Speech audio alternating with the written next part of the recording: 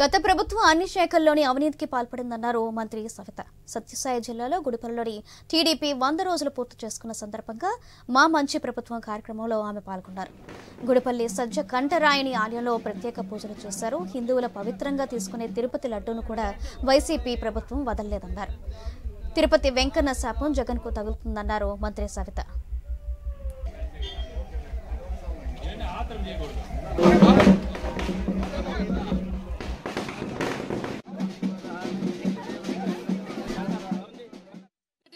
స్వామిని ఎంతో మనం అంతా పవిత్రంగా భావిస్తాం. మరి ఈ రోజు చూస్తుంటే నిజంగా చాలా బాధ అనిపిస్తుంది. చివరికి వెంకటేశ్వర స్వామి లడ్డుతో కూడా కక్కుర్తి పడ్డారు, అవినీతి పడ్డారు. అంటే జగన్మోహన్ రెడ్డి గారు ఏ విధంగా ఉందో రాష్ట్రంలో ఎన్నో శాఖల్లో దోచుకున్నాడు. ఒక పక్క భూములు దోచుకున్నాడు, ఒక పక్క ఇసుక దోచుకున్నాడు, మైనింగ్ దోచుకున్నాడు.